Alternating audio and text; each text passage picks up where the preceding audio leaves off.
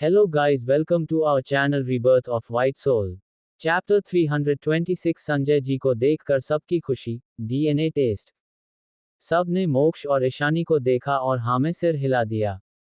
तो मोक्ष और ईशानी दोनों साइड हट गए, तो पीछे सबने संजय जी को देखा, जो अपनी आंखों में आंसू लिए खड़े उन्हें देख रहे थे। किसी को अपनी आंखों पर भरोसा नहीं हो रहा था कि वो अपने सामने क्या देख रहे हैं। मोम डैडम, क्या आप मुझे अपने संजय को पहचान नहीं पा रहे हो? और अखिलेश भाई, क्या आप भी मुझे पहचान नहीं पा रहे हो? संजय जी की बातों से सब होश में आए, सबकी आंखों में आंसू आ गए थे। अब आगे कनक जी आगे जाकर संजय जी के सामने खड़े हो गए। उनकी आंखों से आंसू बह रहे थे। उन्होंने अपनी कांपती हुई हाथों को आगे बढ़ाकर संजय जी की गाल को धीरे से छुआ। उनकी आंखों से तेजी से आंसू बहने लगे। वो रोती हुई कांपती आवाज में बोली, संजय मेरा बच्चा, क्या ये सच में तुम हो? मैं हमेशा की तरह कोई सपना तो नहीं देख रहा हूं ना? कनक जी की आंखों में थोड़ा अविश्वास था। जैसे जब वो होश में आएंगे तो उनका सपना ही टूट जाएगा।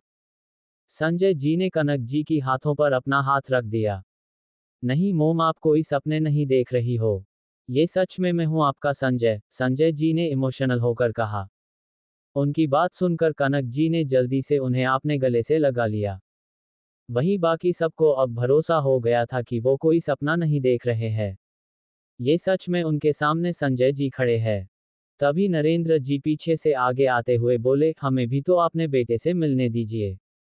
एक एक करके सब संजय जी से गले मिल रहे थे। अखिलेश जी भी संजय जी के गले लग गए। छोटे, तुम इतने साल तक कहाँ थे? अगर तुम ठीक थे तो घर क्यों नहीं आए? क्या तुम्हें पता है मोम, डैड और हम सब कितना टूट गए थे? हमें लगा हमने तुम्हें हमेशा के लिए खो दिया है। और तुम्हारी छोटी शैतान तो तुम्हें सबसे ज्यादा मिस करती थी। उनकी बात सुनकर संजय जी गहरी सांस लेकर बोले, भाई ये बहुत लंबी कहानी है। और ऐसे भी मीता के बिना मेरी जिंदगी अधूरी है। इसलिए मैंने सोचा यहाँ आने से अच्छा मैं अपने भतीजे की मदद करने रुक जाऊं।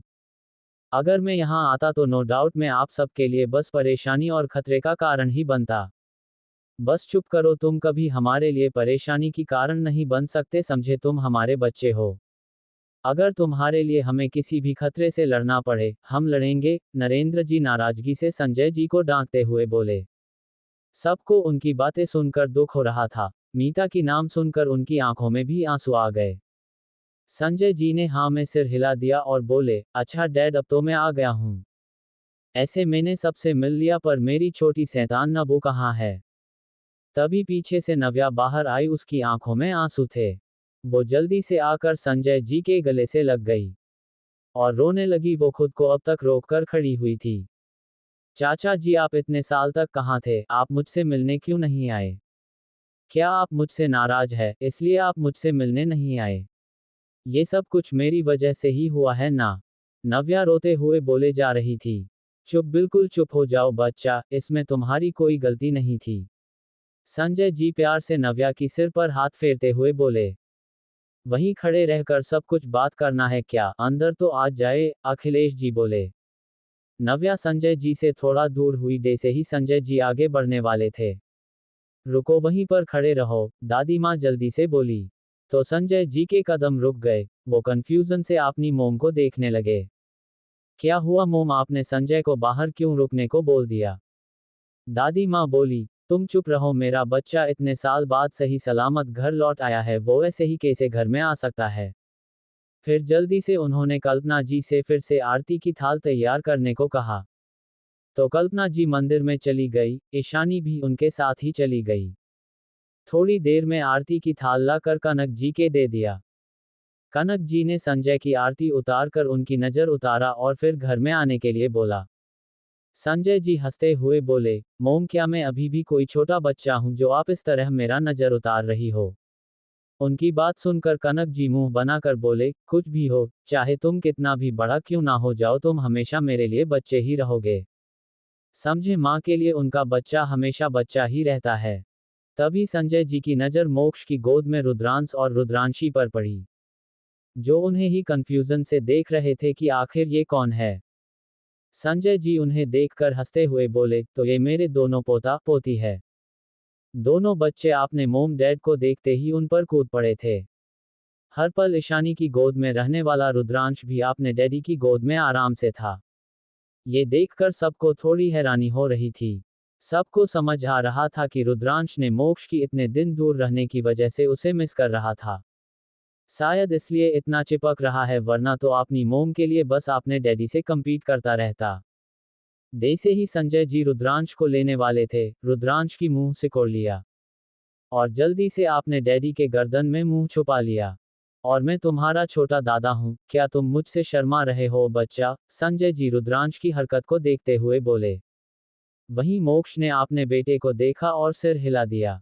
उसका बेटा कभी भी अनजान लोगों के करीब नहीं जाता था, जब तक कि उसे यकीन ना हो जाए कि ये हार्मफुल नहीं है। पर रुद्रांशी संजय जी के गोद में चली गई और खिलखिलाकर उनके बालों को पकड़ लिया। ये देखकर संजय जी हंसते हुए बोले, अरे ये मेरी प्यारी पोती तो नव्या जैसी हरकत कर रही है। जब नव्या छोटी थी वो भी ऐसे ही मेरे बालों को खींचा करती थी। ये उसका सबसे फेवरेट काम था। अपनी तारीफ सुनकर नव्या ने अपना दांत दिखा दिया। वहीं बाकी सब भी हंसने लगे, सब अंदर बैठ गए। घर में देर से रौनक छा गया था। वहां पूरी तरह से खुशी का माहौल था, सब सोफे पर बैठकर बातें कर रहे थे। अब जाकर ईशानी को पता चला कि संजय जी सच में नरेंद्र जी और कनक जी के छोटे बेटे थे। वो बचपन से ही बाहर रह रहे थे। वो लोगों के नज़र में आना नहीं चाहते थे, क्योंकि उन्हें बिजनेस में कोई इंटरेस्ट नहीं था। इसलिए किसी को भी उनके बारे में नहीं पता था। संजय जी अंडरवर्ल्ड में शामिल हो गए। मोक्ष के पहले वो पूरे अंडरवर्ल्ड में राज करते थे। उनका नाम सुनकर ही लोग थर थर कांपने पर मजबूर हो जाते थे। ऐसा कहा जा सकता है कि संजय जी ने एक हादसे के बाद अपनी गद्दी को मोक्ष को विरासत में दे दिया था, क्योंकि मोक्ष के अंदर अपने डैड और चाचा दोनों की क्वालिटीज था। वो अपने डैड और दादाजी की बिजनेस में बहुत आगे था। उसका दिमाग और स्किल का कोई दूसरा मैच नहीं था। और अंडरवर्ल्ड में भी वो किंग की तरह था, और लोग उसके नाम से उस वक्त कांपते थे, जब वो सिर्फ 17 साल का था। संजय जी और उनकी वाइफ की कार ब्लास्ट हो गई थी, तो सबको लगा शायद दोनों की मौत हो गई है, क्योंकि कार का कोई भी पार्ट नहीं मिला, सब पहाड़ी के नीचे था, जिसे ढूंढना नामुमकिन था। तब से 2 साल तक राजवंश फैमिली में मातम का माहौल था। तभी ईशानी कुछ सोचते हुए बोली, चाचा जी, क्या आपके और चाची जी का कोई बेटा है? क्योंकि संजय जी ने उसे बार बार मोक्ष की तरह चाचा बोलने को कहा था, इसलिए ईशानी अब थोड़ा रिलैक्स हो रही थी। उसकी सवाल सुनकर सब थोड़ा हैरान और असमंजस में पड़ गए। संजय जी की आंखों में आंसू आ गया। वो सिर हिलाकर बोले, नहीं बेटा, हमारा कोई बेटा नहीं है। हमारी एक बच्ची हुई थी, पर वो मरी हुई पैदा हुई थी। वो उस वक्त को याद करने से खुद को नहीं रोक पाए, जब उनकी प्यारी बीबी अपनी मरी हुई बच्ची को देखकर बुरी तरह से टूट गई थी। ईशानी ने कुछ नहीं कहा। अब वो पूरी तरह से श्योर हो गई थी कि हो ना हो जैकी ही चाचा जी का बेटा है। बस वो एक बार कंफर्म करना चाहती थी, क्योंकि वो किसी को झूठी उम्मीद नहीं देना चाहती थी। थोड़ी देर में मोक्ष ईशानी को रूम में ले गया और उसे गले लगाकर बोला, बीबी, तुमने वो सवाल क्यों किया? क्या तुम्हें शक है कि जैकी चाचा जी का बेटा हो सकता है? मोक्ष की बातें सुनकर ईशानी चौंक गई। हाँ, आपको कैसे पता कि मैं वही सोच रही हूँ? मोक्ष सिर हिलाकर बोला, मुझे नहीं लगता है कि ऐसा हो सकता है। मुझे भी पहली बार जैकी को देखकर थोड़ा डाउट था, पर ऐसा नहीं हो सकता है, क्योंकि उनकी बस एक बेटी हुई थी। उनका कोई बेटा नहीं था। इनफैक्ट चाची माँ दोबारा उस डिलीवरी के बाद कभी माँ ही नहीं बन सकती थी। मैंने अपने साथ जैकी का एक बार डीएनए टेस्ट भी किया था, जो नेगेटिव था। उसकी बात सुनकर ईशानी थोड़ा हैरान और सोच में पड़ गई। ऐसा कैसे हो सकता है? दोनों की ब्लड डीएनए को तो एटलीस्ट पॉजिटिव होना चाहिए। तो क्या सच में वो ही कुछ ज्यादा सोच रही है? नहीं, इतना बड़ा कोइंसिडेंस नहीं हो सकता। वो सिर हिलाकर बोली, नहीं, वो डीएनए रिपोर्ट गलत हो सकता, मुझे एक बार टेस्ट करने दो। मोक्ष ईशानी की बालों को सहलाते हुए बोला, बीबी, तुम्हें इतना यकीन क्यों है कि जैकी ही चाचा जी का बेटा होगा? ईशानी ने फिर जॉनसन और जूलिया की कही हर बात को बता दिया, कि कैसे जॉनसन ने अपनी मरी हुई बेटी को किसी और के बेटे के साथ बदल दिया था, और चाचा जी और चाची जी को भी एक मरी हुई बेटी हुई थी, वो भी उसी हॉस्पिटल में। ये इतना बड़ा कोइंसिडेंसेस तो नहीं हो सकता। अपनी बीबी की बात सुनकर मोक्ष भी हैरान हो गया और बोला, बीबी अगर ये सच है तो हमें एक और बार टेस्ट करने की जरूरत है। ईशानी ने हाँ में सिर हिला दिया। सिर बोली, पर हम अभी उन्हें होप नहीं देनी चाहिए।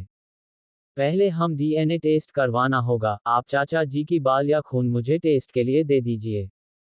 ठीक है बीबी, ये तो आसान है, इस काम के लिए हमारी प्रिंसेस तो है ना। तुमने देखा नहीं किस तरह से वो चाचा जी की बालों को खींच रही है और उनके साथ खेल रही है। उसके हाथ में बाल होंगे, ले आओ। मोक्ष हंसते हुए बोला। ईशानी नीचे चली गई। डैनी रुद्र को लेकर बैठा हुआ था, जो उसे एक पावरफुल खिलौने को स्टॉर्ट करना सिखा रहा था।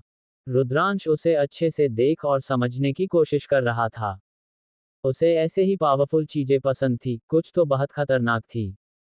वहीं संजय जी तो रुद्रांशी को छोड़ने के लिए तैयार नहीं थे। वो घंटों से उसके साथ खेल रहे थे। रुद्रांशी बहुत जल्दी ही उनसे घुल मिल गई थी और उनके साथ खेलने में बिजी हो गई थी। तभी ईशानी और मोक्ष आए तो रुद्रांश और रुद्रांशी दोनों खुशी से अपनी मोम डैडी को देखकर मोम डैडी करने लगे। अब वो क्लियर तरीके से बोल पा रहे थे। मोक्ष ने ईशानी की माथे पर प्यार से किस किया और चुपके से उसकी हाथ को देखा जहां कुछ बाल थे। मोक्ष को हंसी आ गई, क्योंकि रुद्रांशी खुशी से उनकी बाल को खींच रही थी। संजय जी के बाल थोड़े लंबे और ब्राउन थे, जिस वजह से शायद रुद्रांशी को उन्हें खींचने में मजा आ रहा था। वो अपने चाचा जी को देखकर बोला, चाचा जी मेरी प्रिंसेस आपको चंदा कर देगी। उसने चुपके से रुद्रांशी की हाथ से बाल ले लिया। संजय जी हंसते हुए बोले, चिंता मत करो, जब मेरी बच्ची की मन भर जाएगा वो छोड़ देगी। तभी ईशानी रुद्रांश को गोद ने लिए बोली, रुद्रांशी चाचा जी को परेशान मत करो, उन्हें दर्द होगा ना। रुद्रांशी ने नासमझी में अपनी मोम को देखा, फिर समझ में अपना सिर हिला दिया। ये देखकर संजय जी हंसते हुए बोले, वाह मेरी प्यारी पोती कितनी समझदार है। उनकी मुंह से तारीफ सुनकर रुद्रांशी हंसने लगी। ये देखकर बाकी सब भी हंसने लगे। मोक्ष ने ईशानी को सैंपल दे दिया तो ईशानी वहां से लैब के लिए निकल गई। संजय जी बोले, डैड, मोम, भाई, भाभी, हमारी बहू सच में एक्सेप्शन है। मैंने उससे अच्छी लड़की आज तक नहीं देखा है। स्किल हो चाहे पर्सनैलिटी हो, किसी भी मामले में वो हमारी मोक्ष को टक्कर देती है। और घर में वो सबके लिए कितनी काइंड और जेनरस है। हाँ संजय, तुमने बिल्कुल सही कहा, वो बच्ची सबसे अच्छी है और कोई भी खुद को उसे पसंद करने से नहीं रोक सकता। और सच में वो हम सब के लिए लकी चार्म है। जब से वो इस घर में आई है, घर खुशियों से भर गया है।